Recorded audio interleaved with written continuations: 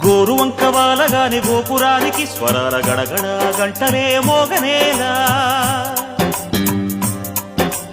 గోపబాలుడొచ్చినాక గోకులానికి పెదాల కిలకిల పువ్వులే పుట్టలేదా బాలకృష్ణుడొచ్చినప్పుడే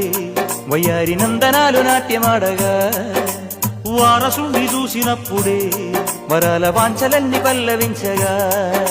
నందుడింట చిందులేసే అందమైన బాలుడే తనవాడై